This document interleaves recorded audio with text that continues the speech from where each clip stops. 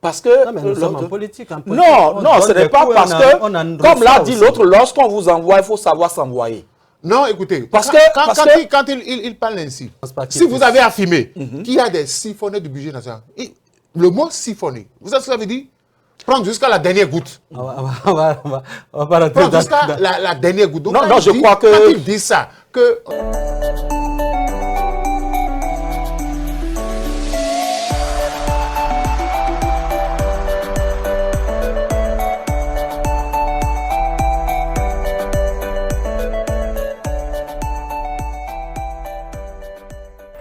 Remous au sein des grandes formations politiques au Bénin, signe d'une vitalité exprimée. L'interrogation demeure tout entière, mais pendant 52 minutes, nous aurons une réponse à cette question. Aujourd'hui, nous avons constaté donc une évolution dans l'information, notamment cette sanction qui a été infligée au porte-parole de l'UPR. Nous allons en parler dans cette émission. Nous parlerons également de cette mutation d'un acteur clé de la formation Bloc républicain vers donc l'UPR. On va en parler parce que là, entre ces deux formations, il y a une alliance qui a été signée. À en croire donc les clauses de cette alliance, est-il donc possible, après tout ceci, que des gros morceaux comme celui-là puissent donc faire la mutation? Nous en parlons dans cette émission, mais toujours dans cette émission, nous allons nous intéresser aux différentes sorties du chef de l'État, notamment à sa rencontre que certains ont appelée rencontre d'adieu avec les maires de nos communes. Le chef de l'État était également au niveau de la CEDEAO où il a eu à tenir des propos assez durs, assez conciliants, des propos qui préparent donc l'organisation à revoir sa copie pour pouvoir fédérer davantage de nations. Autant de sujets qui vont meubler cette émission Free Speech de ce jour. Moïse, bonjour.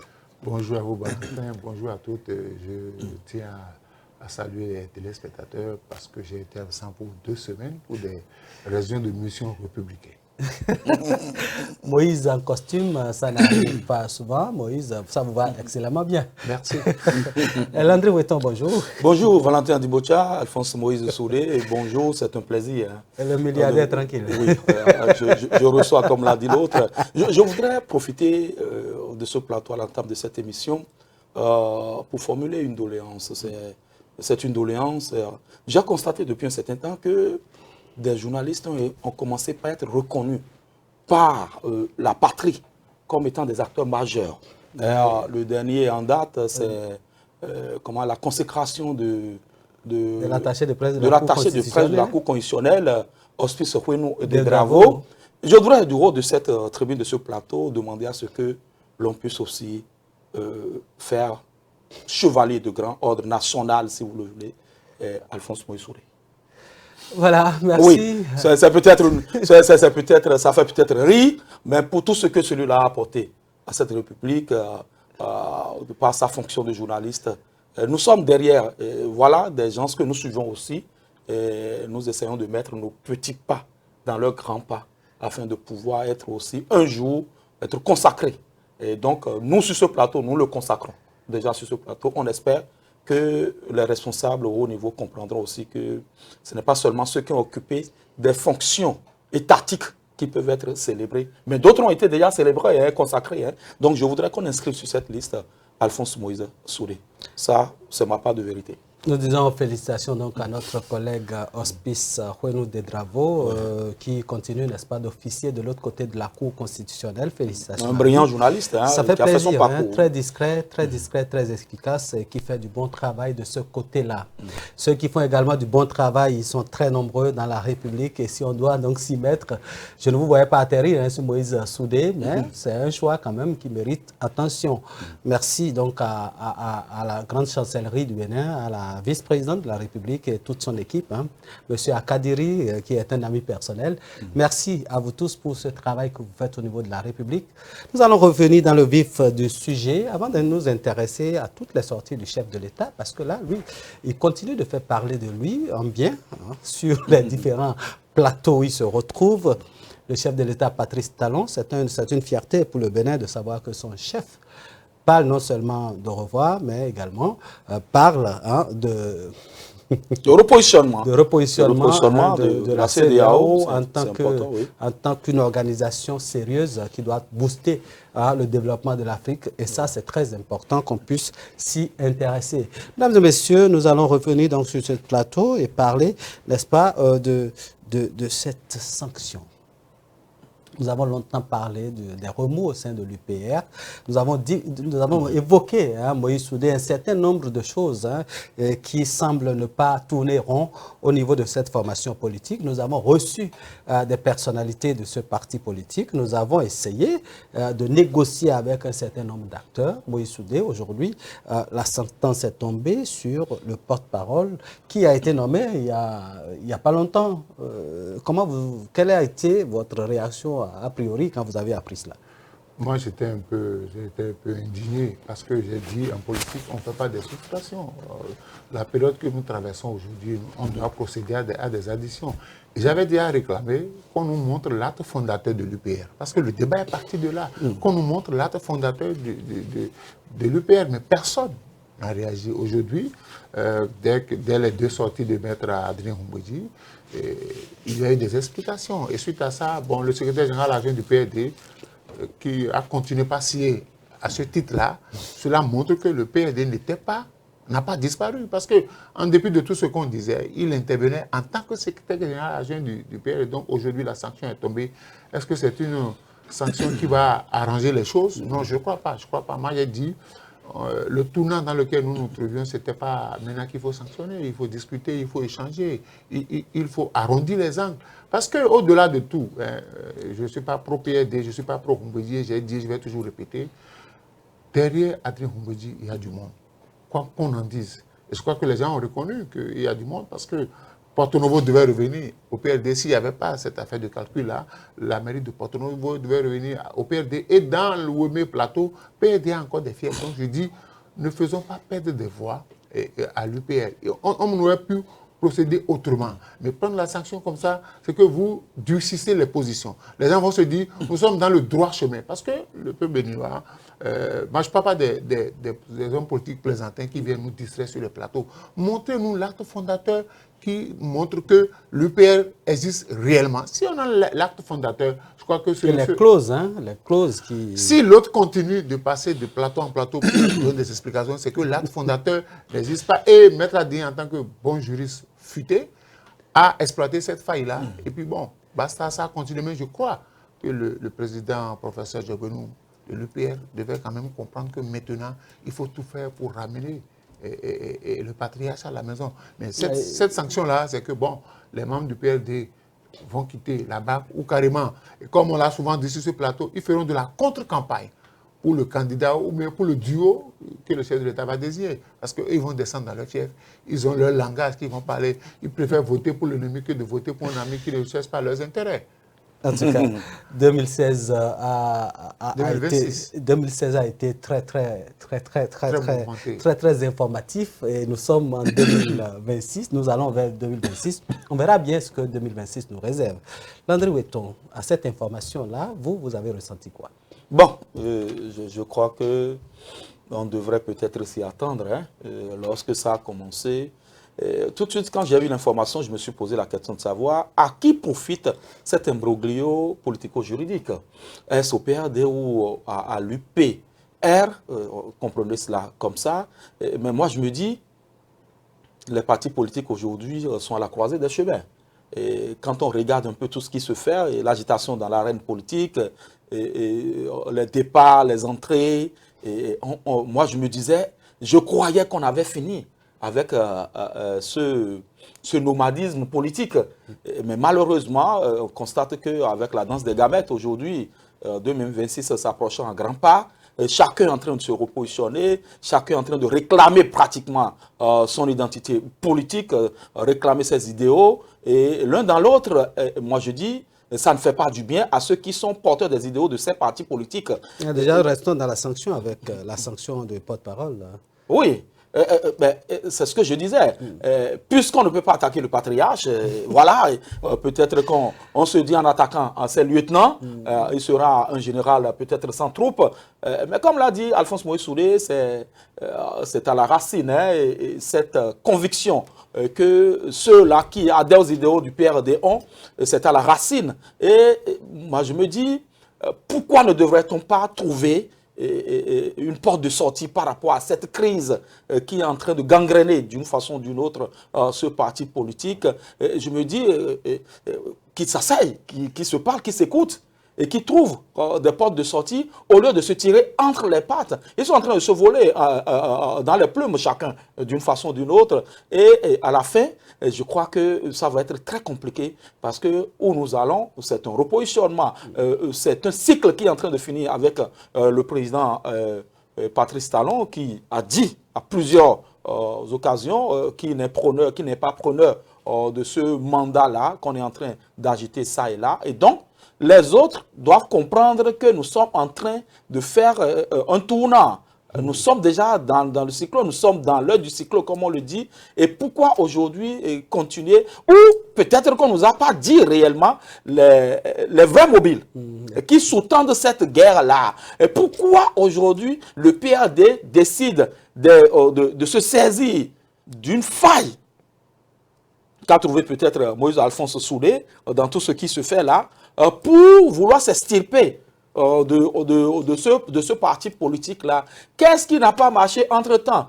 Pourquoi aujourd'hui cette guéguerre? Y a-t-il autre chose qu'on ne nous a pas dit, nous autres citoyens, et qu'on nous le dise afin que nous puissions avoir les approches, les vraies approches de cette crise entre, comment dirais des partenaires politiques d'hier, qui aujourd'hui sont en train de se séparer, mais je crois que nous ne sommes pas encore à la fin de ce feuilleton. Je pense qu'on va essayer d'approcher le président de l'UPR, Joseph Diogbenou, qui a entrepris un certain nombre de... Mais ça fait déjà plusieurs semaines que nous tentons de l'avoir sur ce plateau. On ne sait pas pourquoi, peut-être que c'est... à son niveau aussi, c'est la loi de l'Ometa. On n'a pas encore le bon numéro. Bon, peut-être. Certainement. Moïse Alphonse Soudé, parlons pour boucler cette partie de l'UPR. Qu'est-ce qu'il faut faire aujourd'hui? C'est vrai que vous allez parler que ce n'est pas le moment, n'est-ce pas, de faire de la soustraction, mais au-delà de cela, quelle est la thérapie qu'il faut aujourd'hui pour que l'UPR puisse se porter mieux? Valentin, je ne sais pas, vous voulez payer la consultation de Alphonse? Je ne sais pas parce que... Moi, je dis une chose, hein. J'ai un âge certain, et j'ai un certain âge aussi. Et je crois que depuis 1990, les Béninois ne suivent pas l'autorité politique. Vous avez vu quand Soglo a fait le pouvoir et qu'il devait partir, vous savez ce qui s'est passé dans sa majorité? Oui. Vous savez ce qui s'est passé dans sa majorité? Quand Kérékou est arrivé, à la veille de son départ. Vous avez vu ce qui s'est passé dans l'UBF. Et quand Boni Yahi est arrivé, il a fait 10 ans à son départ, vous avez vu ce qui s'est passé dans FCB. Pourquoi les hommes politiques ne peuvent pas tirer le leçon du passé? Et c'est la même chose qui se passe aujourd'hui avec les partis de la mouvance. J'ai dit... Mais qu'est-ce qui justifie cela? Maître Adé, on me dit... Non, qu'est-ce qui justifie ce mal-là? C'est la guerre des intérêts. Je suis resté avec toi pendant 10 ans. Le repositionnement? Oui, je n'ai rien eu. Il faut que je commence par loucher du côté des nouveaux arrivants. C'est aussi clair que ça. Maître Adé, on me dit, je vous l'ai dit, il n'est pas allé à l'UPR pour les beaux yeux du président Patrice Talon, ni pour les beaux yeux d'Amos Bruno, encore moins pour les beaux yeux du professeur Joseph Diogbenou. Il est allé pour des intérêts politiques. Il est allé pour positionner des cadres. Il est allé pour permettre aux gros commerçants du pays les cadres étaient quand même positionnés. De faire leur business. On lui a donné quel poste? Ministère de la décentralisation. Est-ce que vous, sous le président Talon, le ministre peut se lever de lui-même et nommer des cadres? Ça passe pas. Le conseil des ministres, ça passe pas. Des filtres. Et quand ça ne passe pas, ça ne passe pas. Donc aujourd'hui, ils se sont rendus compte qu'ils n'ont rien eu. Ils n'ont rien eu durant la cohabitation. Ils n'ont rien eu. Et en plus, ce qui devait être fait selon les tests n'a pas été fait. Et ils ont profité, ils ont trouvé un prétexte pour quitter la barque. Maintenant, quand vous avez senti que... Sont-ils déjà partis? Écoutez, l'étape à laquelle nous sommes, vous avez le patriarche a posé des conditions. Est-ce que la mouvance est prête à satisfaire ces conditions que pose le patriarche pour revenir? Et puis il y a d'autres dossiers. Vous savez, Maître Adé Oumbedi n'est pas n'importe qui. On a beau l'aimer, on a beau le détester, c'est comme il est futé. Et il a dit un certain nombre de choses. Et personne n'est revenu sur un plateau pour attaquer les différents points. À part les plaisanteries politiques que je vois sur les réseaux sociaux, à dire n'importe quoi. Mais on devait l'écouter. J'ai dit, on l'écoute. Parce qu'il a des ressentis. Il a des ressentis. Et aujourd'hui, il n'a pas besoin d'un logo, il n'a pas besoin d'un parti politique pour appeler à voter un candidat. Il suffit qu'il descende sur le terrain pour dire, mon candidat, c'est Tantampion, votez pour Tantampion. Les gens vont voter pour ça. Et c'est ça que les hommes politiques ignorent. Chacun, Maître Adi Oumbéji, il est comme le président Soglo, il est comme le président Boni Yahi, il est comme le président Talon. Partout ils vont passer quand ils vont donner des consignes. Nous avons vu dans la 8e, quand Yahi Boni est allé là-bas, il a parlé, il y a quelqu'un qui a perdu son fauteuil. Donc, ces messieurs-là ont encore de l'aura dans des milieux donnés. Donc, je crois qu'il faut ramener la balle à terre. Il faut lever cette sanction-là. Parce que chaque jour, ces messieurs-là me donnent raison. Quand je parle de 2 poids, 2 mesures, on a sanctionné que c'est Oumoungo. J'ai dit, s'ils sont vraiment responsables, qui sanctionnent Maître Adi Oumbéji? Pourquoi on laisse Maître Adi Oumbéji? On va sanctionner le secrétaire général adjoint. Maître Oumbéji a dit des choses sans tenir compte de la discipline du parti, mais personne n'a eu le culot de le sanctionner. On va s'attaquer aux pauvres. Pourquoi on laisse Maître Adi Oumbéji? S'ils étaient capables, j'ai dit, s'ils étaient capables, ils étaient des hommes forts, qui s'attaquent à Maître Oumbéji pour dire, vous êtes membre du parti, vous n'avez pas respecté la discipline du groupe. Sama Dambi, il en a fait les frais. D'autres ont fait les frais. Pourquoi Maître Adi Oumbéji, s'ils sont courageux, pourquoi on ne lui applique pas la sanction? Parce qu'on sait que c'est un gros morceau. Si on touche à ce morceau-là, c'est que le parti va voler en éclats. Et ce n'est que le début au niveau de tous les partis politiques. Parce que vous avez vu déjà, la danse, il a parlé de la danse des gamètes, les gens sont en train de partir doucement. On quitte, ouais, c'est une aberration. On quitte un parti de la mouvance pour rejoindre un autre parti de la mouvance. C'est tellement qu'on a appris que sur les positionnements, vous ne serez pas positionné ni maire, ni député. Donc chacun est en train de chercher qu'on appelle le bon pâturage. Là où il y a de la verdure. De la verdure. C'est ça, les hommes politiques béninois. Ça veut dire quoi? Nous faisons de la politique au pays sans aucune conviction. On navigue au gré de nos intérêts. Vous êtes un peu dur ce matin avec nos amis de l'UPR. Je voudrais quand même, Landry Breton, peut-être recueillir aussi, vous, votre thérapie pour permettre à l'UPR, qui est quand même une grande formation, on a appris que c'est plus de 150 partis politiques, fédérés ensemble pour donner donc cette formation-là. Que faut-il faire pour que ce navire si solide ne chavire pas? Non, je crois que la consultation d'Alphonse Moïse Soudé devrait être payante parce que moi, je ne leur offrirai pas cela. D'une façon ou d'une autre, ce que je dirais, ce sera juste mon opinion, mais leur donner une thérapie, c'est... non, je crois qu'ils sont suffisamment intelligents pour savoir que ce qui se passe là n'est pas pour le bonheur du parti. Et c'est vrai, le syndrome de fin de mandat aujourd'hui est en train de jouer un grand rôle par rapport à ce qui se passe. Comment faire pour sortir de cette, je dirais, de cet imbroglio? Je crois que la solution est toute simple. D'abord, arrêter la saignée de ces sanctions qui, avec l'environnement, là où nous allons, n'est pas en train de... ces sanctions ne sont pas en train de faire du bien pour ce parti politique. Donc, moi, je crois qu'ils doivent pouvoir s'asseoir. Mais on l'a déjà dit sur ce plateau ici. Le problème est peut-être ailleurs. Le verre est peut-être dans le fruit. Il y a tellement de clans au sein de ce parti qu'on se demande qui veut écouter qui. Qui veut prendre les bonnes décisions, les meilleures décisions, les décisions salvatrices pour ce parti-là. Parce qu'on l'a dit, il y a le clan Topanou, il y a le clan Djongbenou, il y a le clan... Je vous annonce au passage que le maire de Gros-Digwe, le CA de Gros-Digwe qu'on a sanctionné, a quitté le parti. Avec 11 chefs de village. Il est parti. Il a déposé. Oui, il a déposé. Il est parti parce qu'il a été évincé de l'arrondissement, mais il était toujours membre et il siégeait toujours au conseil communal. Mais il ne prenait plus de décision parce que c'est la dame Jana Sokle qui l'a remplacé. Et donc, hier, la nouvelle est tombée. Il a déposé ses clics et claques. Il a pris ses clics et claques. Il a pris la peau d'escampette. Il est parti avec 11 chefs au village de la localité de Glo. Donc, je crois que c'est déjà encore un coup dur pour le parti. Et ça s'effrite. Ça s'effrite. Et on te demande jusqu'où iront ces leaders-là au sein de ce parti pour empêcher qui est naufrage. Parce que là, ça prend déjà de l'eau de toutes parts.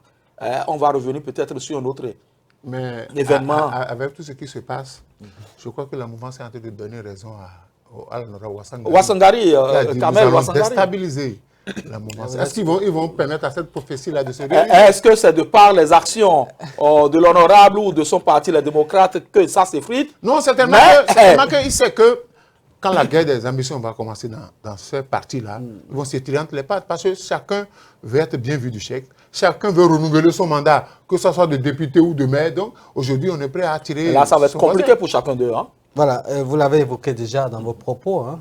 C'est quand même étonnant qu'aujourd'hui, après tout ce qui a été mis en place comme balise, il y ait migration, mais cette fois-ci, de partis appartenant à la mouvance. J'ai les propos du président Jacques Kayadji qui s'est plaint. Et là, j'ai eu ses propos. Peut-être que dans le prochain numéro, on va ramener ça. Les propos de Jacques Kayadji qui s'est plaint du fait qu'il y a des partis de la mouvance qui le tirent entre les pattes. Et donc, aujourd'hui, nous avons une transhumance qui ne dit pas son nom. On a, par exemple, notre ami Akpona qui s'est retrouvé à l'UPR. Il est parti du BR avec un certain nombre d'éléments. Qu'est-ce qui peut justifier ces coups bas entre partis soutenant quand même les actions du chef de l'État, Moïse Soudé? Non, vous savez, je vais le dire, je vais toujours le répéter, comment les gens adhèrent-ils au parti politique? C'est ça le mobile. Pourquoi va-t-on dans un parti politique? Est-ce qu'on va dans un parti politique pour conserver son poste de responsabilité? Est-ce qu'on va dans un parti politique pour développer des opinions qui permettent au pays d'avancer?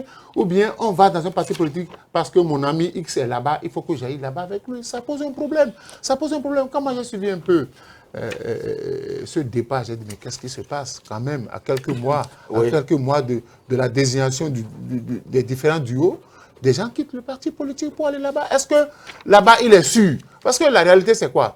Là où il atterrit, je n'ai pas la certitude qu'il sera bien accueilli. C'est-à-dire ouvrier de la 25e heure. Oui, mais Alphonse, c'est vous qui avez refusé les clubs électoraux. Mais les gens toujours là dans le où il y a assez d'ouvriers. Là-bas, il y a de gros poissons qui veulent être positionnés. Maintenant, ils quittent BR pour aller là-bas. Est-ce qu'il est sûr que en tant qu'ouvrier de la 25e heure, on va lui trouver une place, ou bien on lui a promis pour dire si tu nous rejoignais, tu allais avoir un poste? Dans la Bible, l'ouvrier de la 25e a été payé au même prix que... Moi, je voudrais déjà me rassurer, Alphonse Moïse Soudé, je voudrais déjà me rassurer que cette information est vraiment juste et vraie.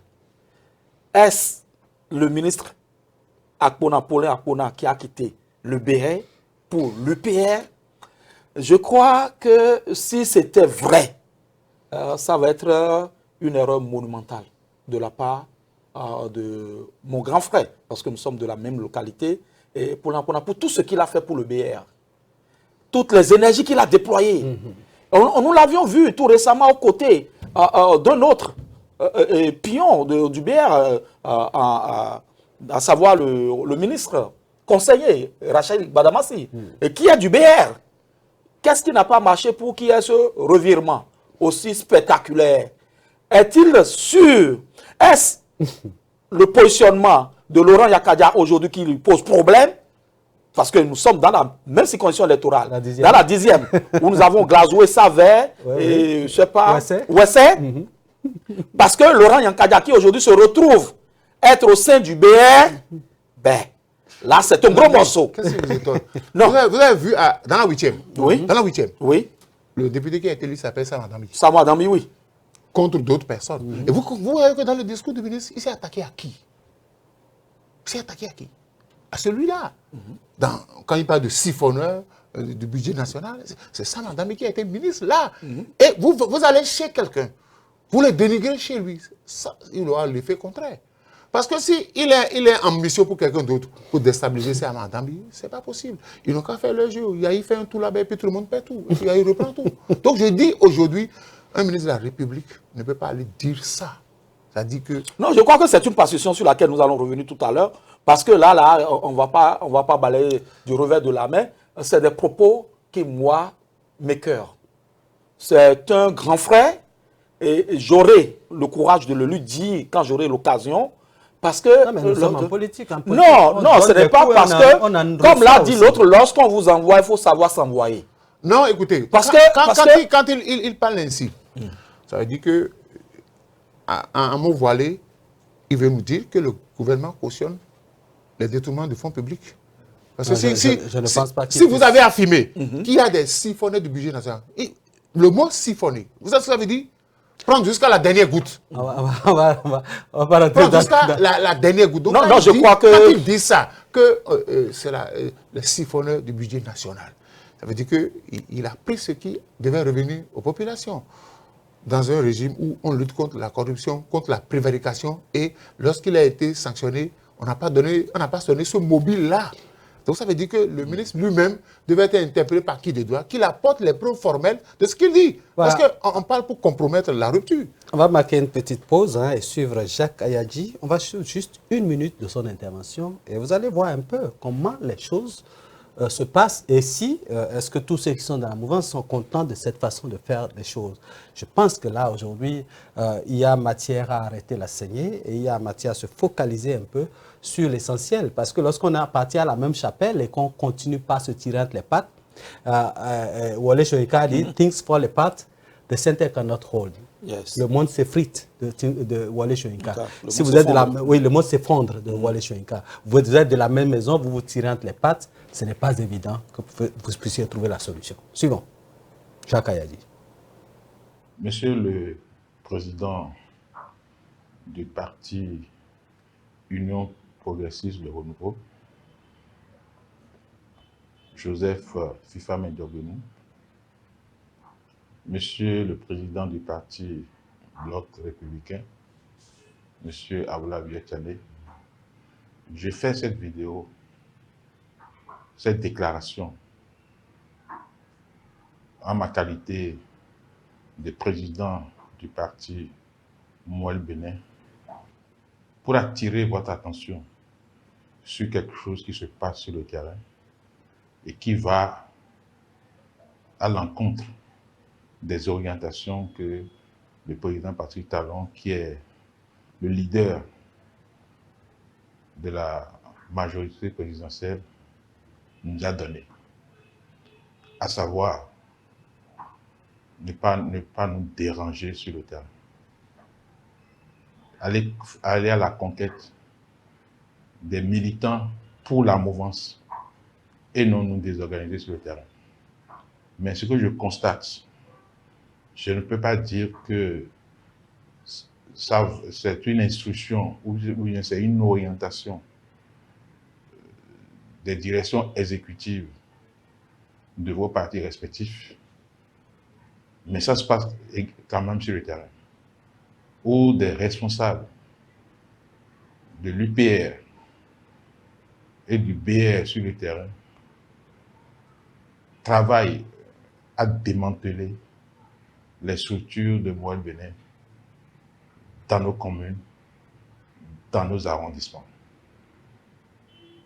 leur disant que Mouel Bénin n'a aucun avenir et que le chef de l'État a déjà dit que Mouel Bénin n'irait pas aux élections de 2026.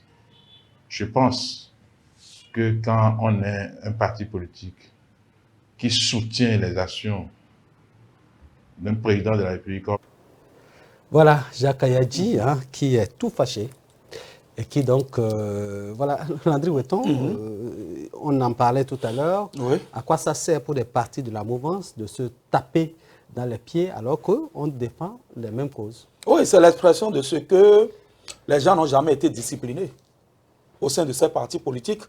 Parce que lorsqu'on reconnaît, ou eux-mêmes ils reconnaissent, le président Patrice Talon comme étant le leader de la mouvance et que des instructions ont été données, puisque je m'en tiens à ce que le ministre Jacques Kayadji a dit, on ne devrait pas continuer à démembrer les partis satellitaires au sein de cette mouvance, parce que Mouel Bénin est un parti satellitaire comme le parti de la ministre Claudine Prudencio et d'autres partis. Et ce qu'on voit sur le terrain, moi je dis, c'est toujours le syndrome de fin de mandat, et Moïse l'a dit. les gens se disent il faut qu'on se repositionne parce que le président Patrice Talon a fini. D'accord. Mais c'est sans connaître, c'est mal connaître peut-être entre griffes l'aliment de politique qu'est le président Patrice Talon. Il voit tout ce qui se passe, il entend et en son temps peut-être qu'il va aviser. Parce que jusqu'à demain matin, il est encore le président de la République du Bénin et c'est encore lui qui est le leader potentiel de ces partis politiques, quoi qu'on dise. Donc, quand on prend Jacques Kayadji dans son... Comment dirais, dans son... un coup de gueule, hein? Un réquisitoire. Un réquisitoire. Voilà, je parlerai d'un réquisitoire. Il est autant calme et c'est ce que j'admire chez lui. Lorsque vous le retrouvez dans son élément, techniquement parlant, il est fougueux. Mais lorsqu'il s'agit de la politique, il est tempéré. Et c'est de ce type de politiciens que nous avions besoin pour bâtir la nation. Nous ne sommes pas de Mouel Bénin, mais nous l'avons vu agir pendant ces 10 années où il a été au front, il a fait ce qu'il a pu. Encore que Mouel Bénin était aux élections législatives. Hein, est-ce que l'UPR et le BR, est-ce qu'ils ont besoin d'aller démembrer Mouel Bénin? D'autant plus qu'ils disent qu'ils sont aussi forts que cela. Est-ce qu'ils ont besoin d'aller démembrer Mouel Bénin avant de se faire leur place au soleil? Donc je trouve que c'est malsain. C'est malsain que nous qui sommes ici, étant de la même écurie, qu'on commence par se faire des coups bas, ça n'a pas de sens. Et ce n'est pas de la sagesse. Et il faut cultiver la sagesse au sein de ces partis. Ce n'est pas parce que Moïse l'a dit, pour finir, Moïse l'a dit. Oui. Pourquoi ce syndrome-là et pourquoi ce virus-là attaque toujours ces grands ensembles politiques à la descente, à la fin de cycle d'un président de la République. Quand l'avion amorce son atterrissage. Les gens n'attendent même pas que les pneus sortent avant de commencer par... Et la fin, l'hécatombe, c'est la destruction massive de ces partis politiques-là. On souhaiterait que ces deux partis politiques continuent d'exister pour que le système partisan, tant prôné par le chef de l'État et tant nourri, puisse être une réalité qu'on ne soit pas obligé de reprendre tout cela à zéro. Moïse Soudé, est-ce que Jacques Kayadji n'a pas raison quelque part lorsqu'il voit que ça se passe comme ça? Non, il a raison. Mais je vais lui dire quelque chose de M. Jacques Kayadji, rassurez-vous. Ils veulent démembrer vos cellules. Mais ils vont pas être là-bas et les gens vont vous revenir. Parce que à la où vont les choses. Je suis convaincu que le chef de l'État est en train de souligner quelque part, parce qu'il les connaît. Il ne le fait pas confiance. Il sait que ces messieurs-là, à un moment donné, ils vont se tuer. Et quand ils vont se tuer, ils vont s'entretuer, la guerre des intérêts, il pourra trouver réellement celui qui va le remplacer. Pour le moment, il les laisse faire. Il leur a dit, allez vous entendre, voilà, la guerre a commencé sur le terrain. Monsieur Jacques a dit, calmez-vous, c'est comme ça la politique. Ça veut dire que les gens ne font pas de la politique à partir d'une conviction. Yes. C'est la guerre des intérêts. Et quand ça va se passer comme ça, écoutez, nous allons vers une élection à la sénégalaise. Celui qui n'était pas, c'est un outsider qui finira pas gagner. Ah, oui. Parce qu'aujourd'hui, quel intérêt le BR et l'UPR ont à se battre sur le terrain? Si tant est que vous supportez la même personne. Je vous ai dit, quelqu'un a dit, il y a 10 ans c'est fini, c'est tellement dans leur tête, ils sont en train de dire, Patrice Talon 10 ans c'est fini. Donc personne n'a le courage. Personne n'a le courage. Mais est-ce que c'est pour autant qu'on doit s'attaquer sur le terrain et saboter ce que le chef de l'État a construit pendant bientôt 10 ans? Ils sont en train de déconstruire les réalités du système partisan. Ça n'est pas normal. Donc, je dis, est-ce que les gens lisent réellement les textes qu'eux-mêmes ils ont votés? Est-ce qu'ils savent ce qu'on appelle réforme du système partisan? Vous faites semblant, hein, tout le monde il est beau, tout le monde il est content, mais les réalités sont là. Parce que c'est maintenant que chacun doit montrer aux populations de quoi il est capable. Mais ce qui m'étonne, c'est que cette loi-là s'applique strictement aux hommes qui ont été élus, ceux qui ont un mandat. C'est-à-dire les députés, les maires et autres, mais ça ne s'applique pas, malheureusement, aux personnalités, aux autres personnalités. C'est ça, les réalités sont là. La guerre, elle est ouverte. Vous savez, entre-temps, l'UPR aurait dit que c'est le plus grand parti politique. Bien sûr. De ces partis politiques-là sont des géants au pied d'argile. Il suffit que l'eau circule plusieurs fois et ça tombe. Donc je dis, s'ils veulent avoir un avenir politique, moi je ne suis pas en politique, ici, tous autant qu'ils sont. Parce que les populations observent. Ils se disent, mais tels que ces gens-là se battent entre eux, est-ce qu'ils peuvent réellement faire le travail? Est-ce que c'est pour le travail? Est-ce que c'est pour le bonheur des Béninois? Est-ce que c'est pour le développement du Bénin que ces gens-là se battent sur le terrain? Ça a commencé au sommet, maintenant c'est déjà... Ça, c'est ce qu'on voit. Aller sur le terrain, les militants vont bientôt... les familles seront divisées. C'est la vraie danse des gamètes. Donc, Ouais, je dis, la danse des gamètes. Quand l'autre parlait de la danse des gamètes. le chef de l'État, là où il est aujourd'hui, n'a plus besoin de les appeler au calme. Chacun d'eux devait prendre conscience de son avenir politique. Est-ce que ce que je fais ne va pas détruire ce que le chef de l'État a conçu depuis 2016? Les acquis de la rupture. Les acquis. Donc, est-ce qu'on ne veut pas... Ça s'est passé avec tous les régimes. C'est ceux qui ont participé à construire un système qui, à la fin, participe à la déconstruction du système. Donc, faisons attention. Il ne faudrait pas que la politique nous amène à saboter ce qui a été fait. Voilà, le chef de l'État est en train de faire un travail remarquable sur le terrain et il va falloir donc que les hommes politiques ne sabotent pas ce travail que fait donc le bâtisseur Patrice Talon. Quand j'utilise ces propos, des gens vont m'attaquer et dire certainement que j'ai reçu quelques... Non. Je veux bien en recevoir, il n'y a pas de souci. Ah bon? Mais nous faisons le job et nous pensons que si quelque chose est bien, il faut le dire dans la République. Ah oui. Il y a du travail qui est fait, il y a Tout du n'a pas travail été de rose. qualité qui est fait. Tout le monde ne sourit pas forcément de la même manière parce que les intérêts ne sont pas les mêmes. Mais si quelque chose est bien, on dit en fond que nous avons dit Quinto et Pé.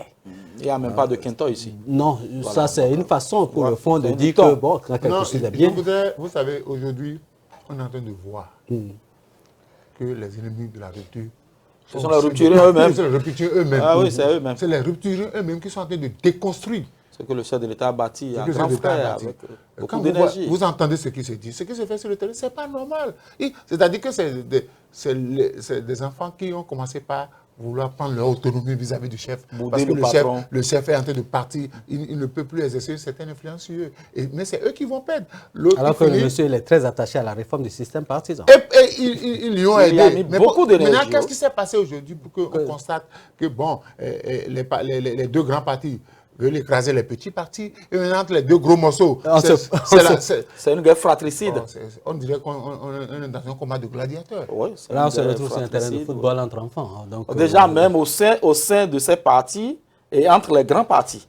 Parce qu'au sein de l'UPR, c'est une guerre de clans. Mais Au sein du BR, il y a aussi des tendances. Je veux leur Et adresser un message aux grands partis de la mouvance. Si vous continuez cette guerre-là, ne soyez pas surpris que le chef de l'État choisisse un candidat que vous n'aurez pas souhaité. Parce que vous êtes en train de lui démontrer que vous n'êtes pas capable de gérer l'héritage qu'il veut vous laisser. Donc, faites attention. Ah ouais. Demain, vous n'aurez que On va choisir un autre administrateur de biens.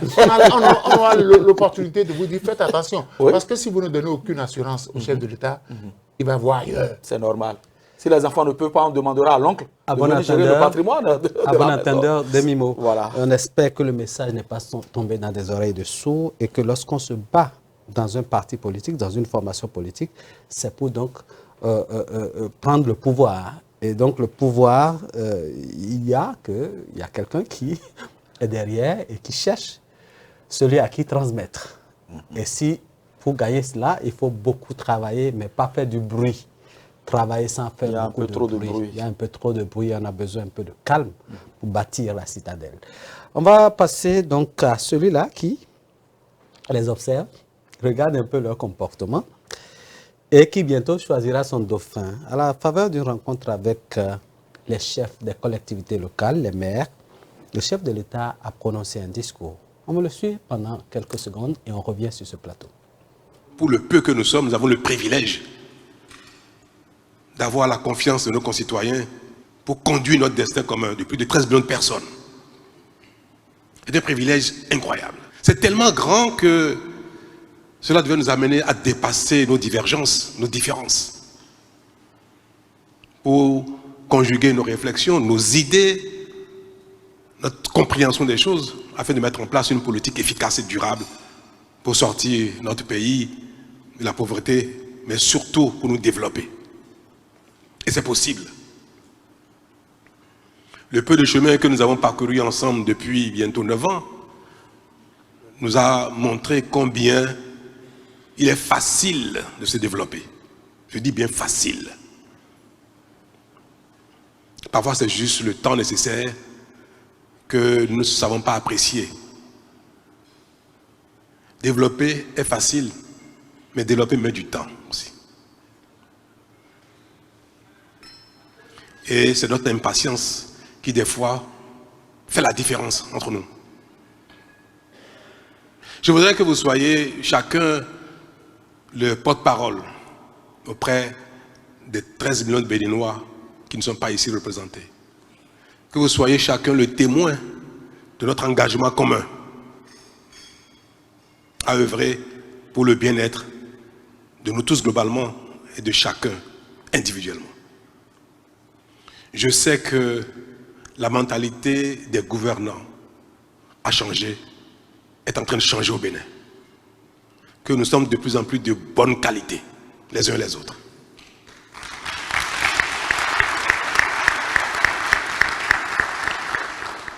Je sais que nos travers du passé ne nous caractérisent plus.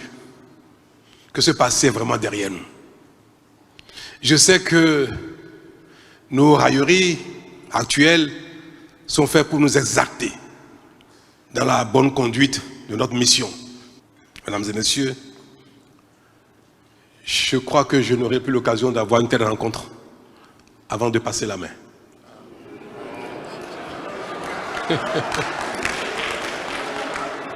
Je voudrais...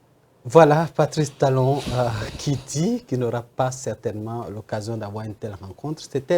Il a décompressé, hein, il était très sérieux en matière de développement quand il parlait de développement, mais il a décompressé un peu pour dire que tout ce qui se passe maintenant, mais c'est un capitaine ou un sélectionneur. C'est un sélectionneur. Oui. Et il sait le parterre de gens devant qui il est, Moïse Soudé, il prononce un discours, mais connaissant donc l'assistance, l'audience, il essaie de décompresser. Quand vous avez écouté ça, Moïse Soudé? Il s'est retrouvé devant les maires, les 77 maires de notre pays. Et je crois que le discours du chef de l'État, quand vous le voyez par rapport à ce qui se passe sur le terrain, il y a contraste. Oui, parce que quand il parle de développement. Nous devons dépasser nos divergences.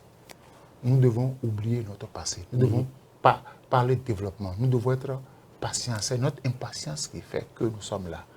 Et je crois que ceux qui sont autour de lui, certains autour de lui, n'ont pas dépassé leur divergence. On voit la guerre sur le terrain. Et leur impatience aussi. Et leur impatience. Parce que là, l'impatience fait que sur le terrain, on ne peut pas rester assis. Sur le terrain, cette guerre-là bouleverse les populations. Et cela confirme les propos du chef d'État qui dit on ne peut pas ouvrir le débat sur sa succession qu'à 6 mois. Parce que cela pouvait compromettre le travail sur le terrain. Et ça se passe. Lui, il a fait ce qu'il... C'est pourquoi je dis qu'il est venu lire sa page de l'histoire. Ceux qui veulent continuer, qu'est-ce qu'ils deviennent? Parce qu'aujourd'hui, quand il dit comme ça, il n'attend que son successeur, il n'attend que de voir parmi ceux qui ont travaillé avec lui son successeur. Mais est-ce que cela lui donne le gage de perpétuer ce qu'il a fait sur le terrain? Les maires, c'est eux qui c'est la gestion à la base. Et ils sont plus en contact des populations. Direct. Oui. Il a parlé de notre passé. Honteux, le passé honteux dont on parle, c'est revenu dans les partis politiques. C'est-à-dire que tout le temps qu'on a passé à légiférer, à faire des lois, c'est de l'eau renversée sur le dos du canard. Lui, il a pu faire. C'est ça, vous allez bientôt entendre dans les discours. Il a fait ce qu'il a pu faire. C'est vrai qu'à certains niveaux, les mentalités ont changé. Mais d'autres ont conservé leur mentalité. Ouais. D'autres ont fait yo-yo avec l'agent de contribuable béninois. D'autres ont utilisé les choses. D'autres, sur le terrain, sabotent le travail qui est fait. Donc, lui, il essaie. Pour moi, devant les maires, c'est un discours bilan. C'est un discours peut-être de revoir parce qu'il a dit, je ne sais pas s'il pourra encore faire une tournée nationale. Il ne sait pas s'il pourra encore les réunir comme ça.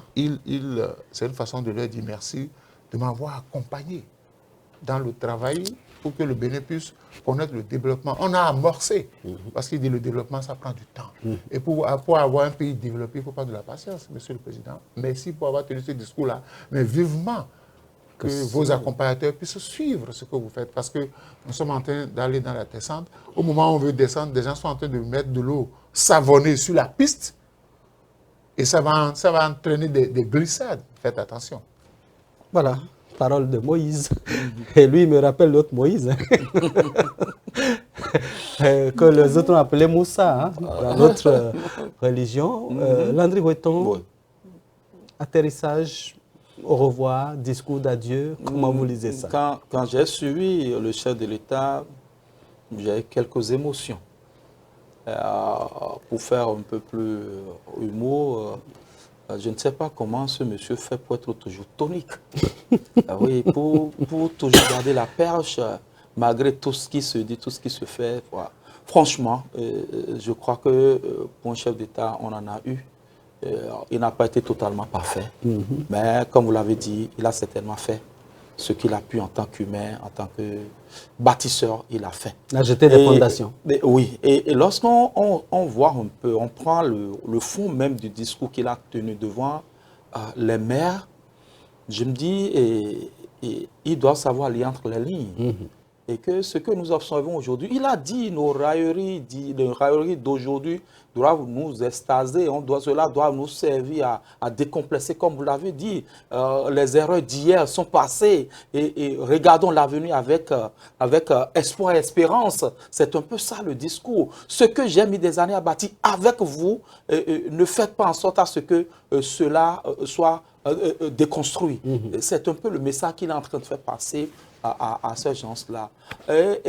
Et du coup, il y en a qui doivent s'inspirer de ce qui a été dit aux maires pour arrêter de faire ce qu'ils sont en train de faire sur le terrain.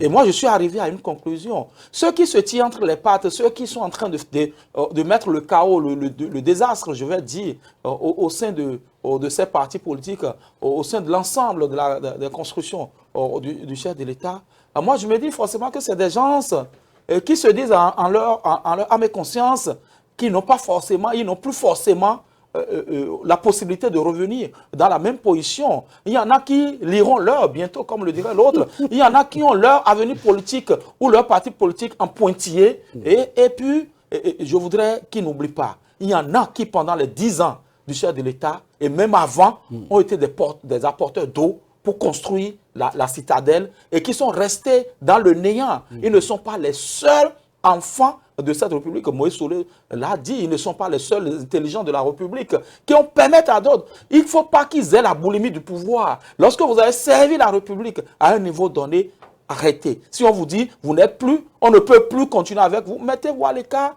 continuez à bâtir d'une façon de... On a vu des gens qui ont été sortis du système, mais qui quand même ont continué à contribuer à ce que la citadelle soit bien construite. Voilà, je m'en voudrais de quitter ce plateau sans avoir abordé donc, cette intervention du chef de l'État au niveau de la CEDEAO. Avec la complicité de mon ami Josué, on va suivre l'intervention du chef de l'État.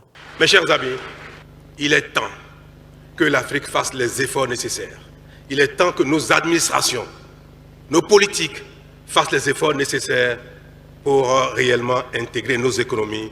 Parce que si nous ne parvenons pas à le faire, nous resterons dans une communauté de pauvreté.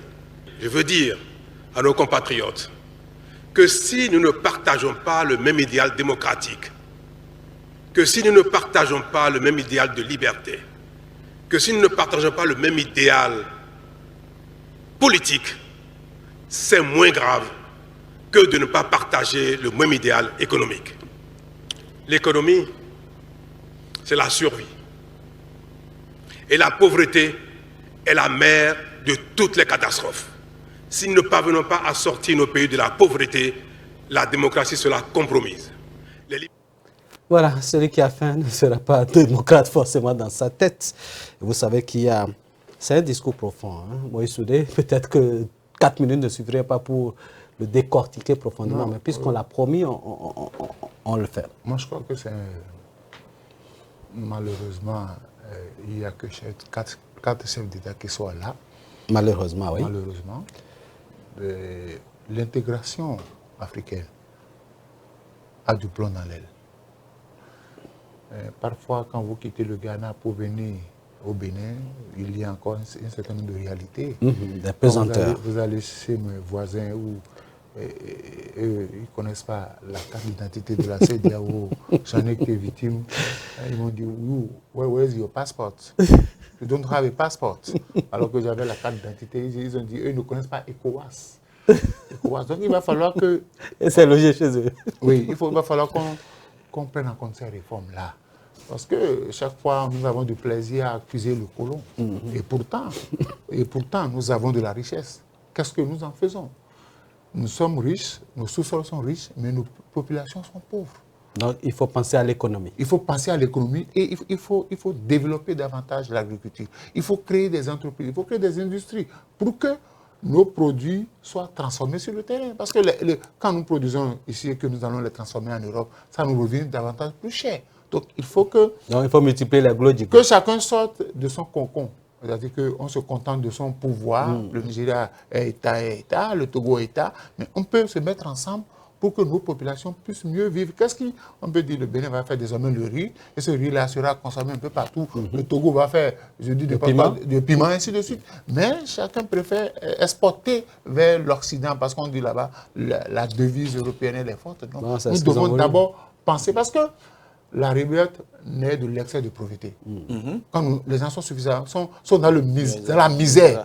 C'est le misérabilisme. Et là, ils s'attaquent à l'État, ils s'attaquent aux acquis de l'État. Donc, je voudrais qu'on pense aux populations. Les populations ne veulent pas des villas, ils ne veulent pas de grosses voitures, mais l'essentiel, au moins 2 repas par jour. Parce qu'ils savent que la terre ne ment pas. Si on promeut la terre, chacun va vivre. Voilà, chacun va vivre. André Weton. Je crois que le chef de l'État, à la tribune de la CEDEAO, a été très poignant. C'est un discours franc, c'est un discours bâtisseur. Et il a été toujours dans cette gamme-là.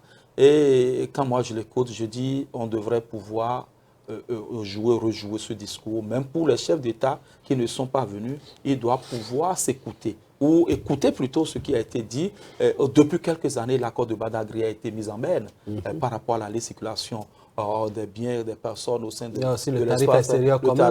Le tarif extérieur commun qui a été mis à mal. Et beaucoup de choses. Il y a même le marché africain. Hein. Il y avait une idée de marché. Alphonse Moïse l'a dit. Les CAF. Les CAF, ça c'est du côté de l'Afrique centrale, je crois.